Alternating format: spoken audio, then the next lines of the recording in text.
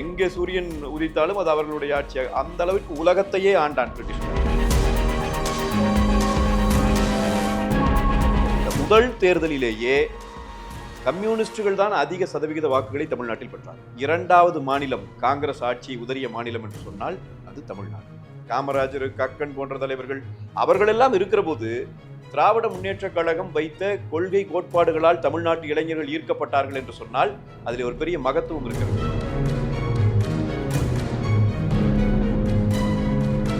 ஏற்கனவே புகழ் வாய்ந்த தலைவராக காமராஜர் இருக்கிறார், அவரை வீழ்த்திட்டார். புகழ் வாய்ந்த தலைவராக அண்ணா இருந்தார், அவர் மறைந்து விட்டார். இப்ப புகழ் வாய்ந்த தலைவராக புரட்சி தலைவர் தான் இருக்கிறார், அவர் தான் தனக்கு இடையூறு என்பதை உணர்ந்திருந்த கருணாநிதி அவர்கள் கட்சியை விட்டு நீக்கிவிட்டால் சினிமாக்காரர் தானே ஒன்றுமில்லாமல் போய் விடுவார் என்று நினைத்தார். அந்த சொல்லையே அவர் பயன்படுத்தினார்.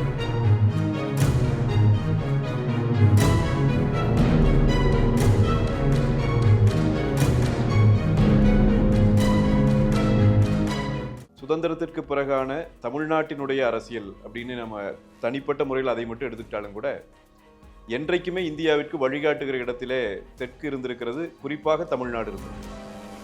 இந்தியாவின் விடுதலைக்கு முன்பாகவே கூட நீங்கள் உலகத்தையே ஆண்ட வெள்ளைக்காரன்னு சொல்லுவாங்க பிரிட்டிஷ்காரர்களை. அவர்களுடைய சாம்ராஜ்யம் சூரியன் அஸ்தமிக்காத சாம்ராஜ்யம் சொல்லுவாங்க.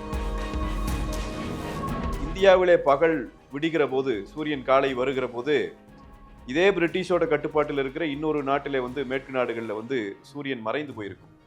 அப்படின்னா இங்கே சூரியன் மறைகிற போது மீண்டும் அங்கே சூரியன் உதிச்சிரும். எனவே அவர்களுடைய ஆட்சியிலே சூரியன் உதித்து கொண்டே இருக்கும், சூரியன் இருந்து கொண்டே இருக்கும்.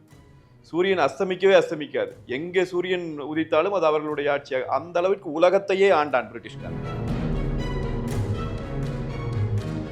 இந்த உலகத்தையே அவன் ஆட்சி நடத்துகிற போது பல்வேறு தளங்களிலே பல ஆண்டு காலம், 250 ஆண்டுகளுக்கு மேலாக மிகப்பெரிய விடுதலை போராட்டங்கள் உலகம் முழுவதும் நடந்ததுண்டு. ஆனால் தமிழ்நாட்டிலே பிறந்த ஒரே ஒரு தலைவன் தான் உலகத்தில் யாரும் செய்ய முடியாத அளவிற்கு ஒரு வேறுபட்ட வடிவத்திலே போராட்டத்தை முன்னெடுத்தார். அவர் நம்முடைய வ.உ.சி. அவர். கப்பலோட்டிய தமிழனுக்கு மட்டும்தான் மனதிலே பட்டது, இவன் வியாபாரம் செய்ய வந்தவன். வியாபாரத்திலே இங்கே நம்முடைய வளங்களை அள்ளி கொண்டு போய் அவன் நாட்டிலே சேர்த்து கொண்டிருக்கிறான். பொருளாதார ரீதியாக இவனுடைய முதுகெலும்பை உடைத்தால் ஒழிய விடுதலை சாத்தியமில்லை என்கிற சிந்தனை ஒரு தமிழனுக்குத்தான் வந்தது. அவர் வ.உ.சி. அப்ப அதுதான் ஒரு பெரிய தொடக்கமும் கூட. அந்த தொடக்கம் பிறகு பல்வேறு பரிணாமங்களை எடுத்தது உண்டு.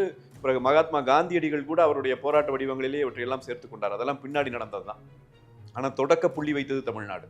இப்படி எல்லாம் நடந்தது. விடுதலை போராட்டம் முடிந்தது. 47 ஆகஸ்ட்ல நமக்கு விடுதலை கிடைத்தது எல்லாருக்கும் தெரியும். 52 முதல் தேர்தல் நடக்கிறது இந்தியாவில்.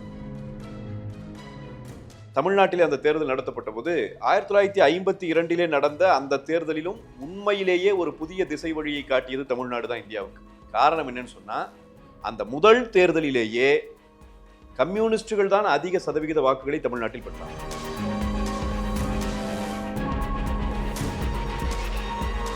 இந்தியா முழுவதும் காங்கிரஸ் கோலோச்சிய காலத்தில் கம்யூனிஸ்டுகள் இங்கே அதிகமான வாக்கு சதவிகிதத்தை பெற்றார்கள்.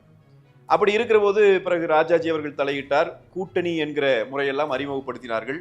52, 57 தேர்தல்களிலே அந்த கூட்டணிகள் வெற்றி பெறவும் கம்யூனிஸ்டுகள் ஆட்சி அமைக்க முடியாமல் போனது. காங்கிரஸ் ஆட்சிக்கு வந்தது. ராஜாஜி அவர்கள், பக்தவச்சலம் அவர்கள், பெருந்தலைவர் காமராஜர் அவர்கள் என்று அந்த ஆட்சி காலம் தொடர்ந்தது. அதிலே கூட 57 தேர்தலில் திமுக என்கிற கட்சி உள்ளே தேர்தலுக்கு வந்துருச்சு. தேர்தலில் போட்டியிட வந்துவிட்ட பிறகும் கூட தமிழ்நாடு எடுத்த உடனேயே அவர்களை அங்கீகரிக்கவில்லை. ரொம்ப குறுகிய இடங்களில், குறைந்தபட்ச இடங்களில் வெற்றி பெற்றார்கள். பிறகு 62 தேர்தல் அவர்களுக்கு நம்பிக்கை கொடுத்தது. 67 தேர்தலில், அதாவது தேர்தலிலே போட்டியிட்டு 10 ஆண்டுகளில் தமிழ்நாடு ஒரு மாபெரும் புரட்சியை விதைத்தது. 67 அண்ணா தலைமையில் திராவிட முன்னேற்ற கழகம் ஆட்சியை கைப்பற்றியது. நீங்க இந்தியாவிலேயே இரண்டாவது மாநிலம் காங்கிரஸ் ஆட்சி உதறிய மாநிலம் என்று சொன்னால் அது தமிழ்நாடு. இந்த நாட்டிலே காங்கிரஸ் எதேச்சாதிகாரம் வீழ்த்தப்பட்டால் ஒழிய 5 வருடத்துக்கு ஒரு தடவை தேர்தலே வேண்டாம் என்று சட்டம் செய்து விட்டால் கூட நான் அதை ஆதரிப்பேன். முதல் மாநிலம் கேரளா. அங்கே நம்பூதிரிப்பாட் தலைமையில் அவங்க உடைச்சாங்க. காங்கிரஸ் இல்லாத ஒரு ஆட்சியை கம்யூனிஸ்டுகள் அங்கே அமைச்சாங்க. ஆனால் தமிழ்நாடு தான் அதற்கு பிறகு ஒரு மாநில கட்சியினுடைய ஆட்சியை கொண்டு வந்தது. திராவிட முன்னேற்ற கழகம் ஆட்சிக்கு வந்தது. 67 நடந்த புரட்சி என்பது இன்றைக்கு வரைக்கும் நாம் வியந்து பார்க்கக்கூடிய ஒரு விஷயம். ஏன்னா அன்றைக்கு மாபெரும் தலைவர்கள் காங்கிரஸ்ல இருந்தாங்க. நீங்க நல்லா யோசிச்சு பார்த்தீங்கன்னா, அங்கே நேரு போன்ற தலைவர்களால் அந்த காங்கிரஸ் வழிநடத்தப்பட்டு மொரார்ஜி தேசாய் போன்றவர்கள் நிறைய மாபெரும் தலைவர்கள் அன்றைக்கு இருந்து கொண்டிருந்த காலம். அவர்களுடைய பாதையிலே காங்கிரஸ் இந்தியா முழுவதும் நடைபெற்று இருந்துச்சு. இங்கும் காமராஜர் இருந்தார். காமராஜர், கக்கன் போன்ற தலைவர்கள் அவர்களெல்லாம் இருக்கிற போது திராவிட முன்னேற்ற கழகம் வைத்த கொள்கை கோட்பாடுகளால் தமிழ்நாட்டு இளைஞர்கள் ஈர்க்கப்பட்டார்கள் என்று சொன்னால் அதில் ஒரு பெரிய மகத்துவம் இருக்கிறது. பண்ணையார்களின் கட்சியாக அறியப்பட்ட காங்கிரஸ் கட்சியை தமிழ்நாடு தூக்கி எறிந்தது.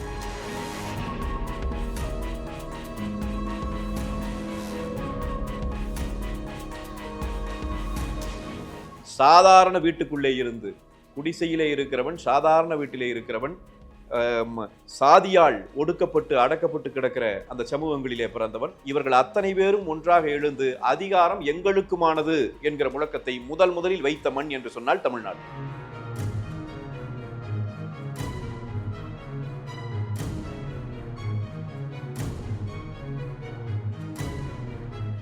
அதிலேதான் அண்ணா வெற்றி பெற்றார், முதலமைச்சராக வந்தார். ஒரு கெட்ட வாய்ப்பாக 2 ஆண்டுகளில் அவர் மரணித்து போனார். 1969 அவருடைய மறைவுக்கு பிறகு கருணாநிதி அவர்கள் கைகளிலே அது வந்து சேர்கிறது.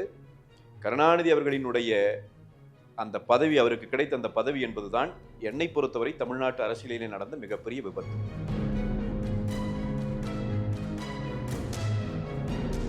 அது ஒருவேளை நடைபெறாமல் போயிருக்கும் என்று சொன்னால், கருணாநிதி என்கிற மனிதர் அன்றைக்கு முதலமைச்சராக ஆக்கப்படாமல் இருந்திருந்தால் தமிழ்நாட்டினுடைய வரலாறு வேறு திசை வழியிலே நகர்ந்திருக்கும். ஏனென்றால் அவ்வளவு நாணயமிக்க தலைவர்கள் இங்கே வாழ்ந்தார்கள். நீங்கள் பெருந்தலைவர் காமராஜர் அவர்கள் மறைவுக்கு பிறகு அவரோட வீட்டுக்குள்ள போய் தேடி பார்த்தாங்க. ஒரு இடம் விடாம தேடி பார்த்தாங்க. அவர் உயிரோடு இருக்கிற போது கருணாநிதி அவர்கள் அவரை பற்றி குற்றம் சொல்லுகிற போது சுவிஸ் வங்கியில் அவருக்கு பணம் இருக்கிறது என்று சொன்னார். ஹைதராபாத்திலே கோடிக்கணக்கான ரூபாய் பணம் வைத்திருக்கிறார் காமராஜர், எல்லாம் பதுக்கி வைத்திருக்கிறார் என்று சொன்னார். காமராஜர் இருந்தால் நீயே எடுத்துக்கொள் என்று சொன்னார் கருணாநிதி. தாராளமா இந்திரா காந்தி கிட்ட சொல்லி நீயே எடுத்து வச்சுக்க இருக்கிற பணத்தை எல்லாம் தேடி பார்த்தார்கள்.